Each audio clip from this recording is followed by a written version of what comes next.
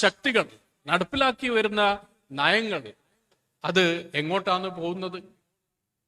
സഖാവ് KEN ഇവിടെ സംസാരിക്കുമ്പോൾ പറഞ്ഞു, കേരളത്തിലും EMSന്റെ ലോകത്തെ പറ്റി സംസാരിക്കുമ്പോൾ കേരളത്തിൽ വരുന്ന മാറ്റങ്ങൾ അത് ശ്രദ്ധിക്കേണ്ടിയിരിക്കുന്നു. ഉത്തരാഖണ്ഡിൽ എന്താ ഞാൻ കാണും, എനിക്ക് ഉത്തരാഖണ്ഡ് പാർട്ടി ചുമതല എനിക്കാണ്.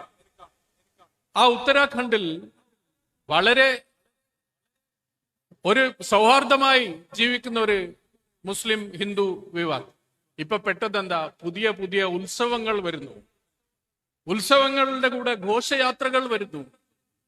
പള്ളിയുടെ അടുത്തെത്തുമ്പോ അവരെ എങ്ങനെയെങ്കിലും പ്രൊവോക്ക് ചെയ്യണം എന്ന രീതിയിൽ ആ രീതിയിൽ പ്രവർത്തിക്കുന്നു. ഞാൻ ഇതിനടുത്ത് പേരാമ്പ്രക്കടുത്തൊരു പരിപാടിക്ക് മൂർത്തിമാഷ അനുസ്മരണത്തിന് പോയി. മൂർത്തിമാഷ അനുസ്മരണത്തിന് പോകുമ്പോ ആ വഴിക്ക് ഗണേശ് ചതുർത്ഥി, അല്ല എല്ലാവർക്കും എന്ത് വേണമെങ്കിലും ആചരിക്കാം, അതിനൊരു കുഴപ്പമില്ല. പക്ഷെ ഈ ഗണേശ് ചതുർത്ഥി ആരാ ആചരിക്കുന്നത്? ബജ്രംഗ് ദൾ.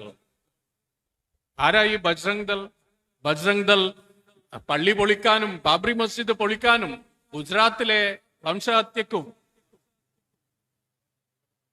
അതിന്റെ മുന്നിൽ നിന്ന ആൾക്കാരാണ് ആ ബജ്രംഗ് ദൾ. നിരവധി ചെറുപ്പക്കാർ ബൈക്ക് റാലിയായിട്ട് അങ്ങോട്ടും ഇങ്ങോട്ടും പോകുന്നു. അതിനെ ചെറുത്ത് തോൽപ്പിക്കേണ്ടതുണ്ട്. ഒരു കാര്യം നമ്മൾ മനസ്സിലാക്കേണ്ടത്, one form of communalism feeds on and gross on other.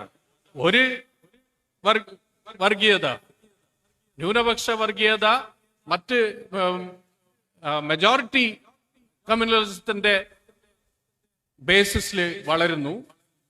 ഇതിന്റെ അടിസ്ഥാനത്തിൽ ഹിന്ദു വർഗീയത വളരുന്നു. രണ്ടും ഒരു സിംബയോട്ടിക് ആയിട്ടുള്ള ഒരു എക്സിസ്റ്റൻസ് ആണ്.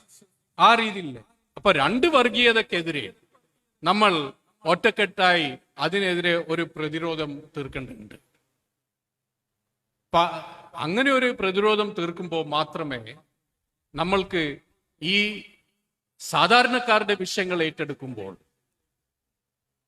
അതിൽ തൊഴിലാളികളും കർഷകരും എല്ലാം യോജിച്ചുകൊണ്ടുള്ള ഒരു സമരത്തോട്ട് മുന്നോട്ട് കൊണ്ടുപോകാൻ, അതിൽ ഒരു വിള്ളലും ഇല്ലാതെ മുന്നോട്ട് കൊണ്ടുപോകാൻ നമ്മൾക്ക് സാധിക്കും. 2020 നടന്ന ആ സമരം നമ്മൾക്ക് എന്താ കാണിക്കുന്നത്? 2020 സമരം നടന്നപ്പോൾ നരേന്ദ്രമോദി